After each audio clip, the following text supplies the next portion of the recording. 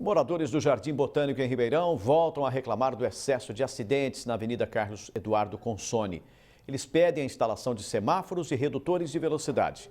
Ontem, 2 acidentes aconteceram simultaneamente no mesmo quarteirão. Para-choque, capô e outros acessórios destruídos. No interior, o airbag acionado mostra que o impacto foi forte. Susto mesmo teve a condutora do outro carro, que parou no barranco. O acidente aconteceu no Jardim Botânico, em horário de grande fluxo de veículos. Segundo a polícia, a condutora do Fox, que atravessava pela rua Norma Valéria Correia, não percebeu a chegada do Gol, que descia pela Avenida Carlos Eduardo de Gasperi Consone. Por sorte, nesta batida, os condutores tiveram apenas ferimentos leves e foram socorridos pelo SAMU. E os moradores do Jardim Botânico estão muito preocupados com o excesso de velocidade nesta área. Para se ter uma ideia, esse acidente aqui aconteceu há mais ou menos 20 minutos, enquanto as vítimas eram socorridas aqui, uma outra colisão acontecia bem ali, naquela esquina. Ao que tudo indica, um descuido pode ter provocado o acidente. Ninguém se feriu, mas os motoristas pedem providências no local. Tá perigoso aqui? Muito, muito. Aqui a gente já fez pedido, já conversou. Tá super perigoso, porque o pessoal não respeita. Aqui tem acidente direto, toda hora tá tendo acidente. Eles têm que colocar alguma coisa, lombada ou semáforo, não sei se compensa, mas lombada tem que pôr. Já viu muito acidente por aqui? Muito, muito, muito. Já perdeu a conta? Toda semana tem, muito. O Jornal da Clube já mostrou o drama dos moradores que, desde o ano passado, já reclamavam do perigo no mesmo cruzamento. No primeiro semestre de 2014, 8 acidentes foram registrados na região. Sérgio diz que os vizinhos pediram a instalação de redutores e de semáforos, mas até agora nada foi feito.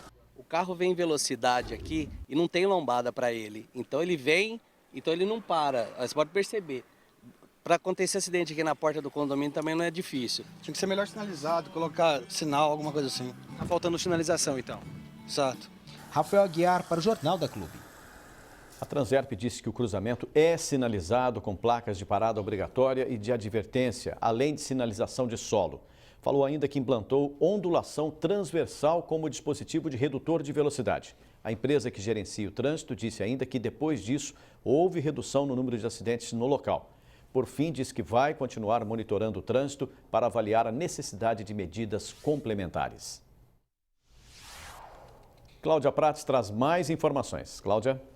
Pussy, como vimos, os acidentes neste cruzamento não param. E para entender um pouquinho melhor o que acontece ali, nós vamos conversar agora com o advogado especialista em trânsito, Ademar Padrão. Doutor, o poder público e motoristas têm responsabilidade sobre o que acontece ali? Boa tarde. Boa tarde, Cláudia, a todos que assistem ao Jornal da Clube. Sim, a responsabilidade nesse caso ela é compartilhada, porém tem que ficar bem claro o seguinte: do condutor de veículos, seja automóvel, motocicleta, é o comportamento que manda. Então, da porta do veículo ou montado na sua motocicleta, o motorista é o que condena a situação final do acidente, caso ele venha acontecer. Agora, o poder público responde pela infraestrutura, conforme está na lei de trânsito. O trânsito em condições seguras é um direito de todos e dever dos órgãos que compõem o sistema de trânsito. Então, a infraestrutura, que agora vamos falar de sinalização, buracos, asfalto, etc., é a responsabilidade do poder público, e a falta ou a insuficiência dessa sinalização, inclusive, condena o poder público na responsabilidade, que no caso aqui seria objetiva. A Transerp diz que o cruzamento é sinalizado com placas de parada obrigatória e de advertência, além, é claro, da sinalização de solo. Isso é o bastante? Eu acredito que, conforme os fatos mostram, não é suficiente, porque se fosse não ocorreria tanto acidente com tanta gravidade. Na verdade, existe sim uma sinalização, mas ela é insuficiente. Por quê? Primeiro que o Transerp não controla a velocidade daquele local. Não controlando a velocidade, evidente que o veículo no cruzamento, se ele passar ou por uma questão dolosa do condutor ou por um acidente que seja, ele vai acabar colidindo de forma violenta, porque a velocidade é alta. Então, ali tem que ser feito um reforço na sinalização, tem que ser colocado, inclusive, linhas de estímulo de redução de velocidade, ou seja, existe toda uma engenharia por trás da questão que pode melhorar.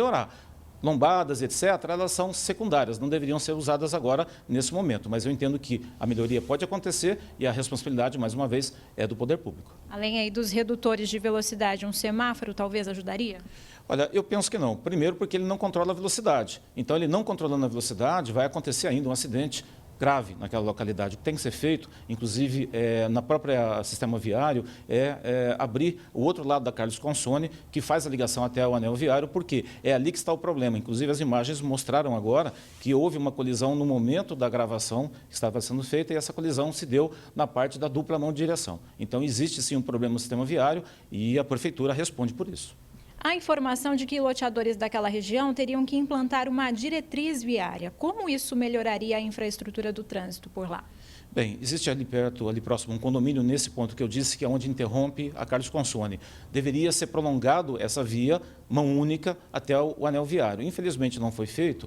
E existe a diretriz. A diretriz, para que a pessoa entenda que está nos assistindo, é o estudo técnico, aprovado, inclusive, pelos técnicos da prefeitura, e que, infelizmente, por conta de uma situação que não deu continuidade, o condomínio não fez. Então, se sair o estudo sendo praticado, sendo executado, eu acredito que aí sim melhora e diminui ou até para o que estamos assistindo. Tá certo. Muito obrigada pela sua participação aqui no Jornal da Clube. E daqui a pouco nós vamos mostrar como está a situação das famílias que moravam em apartamentos que pegaram fogo em Barretos. Pulse. Ok, Cláudia.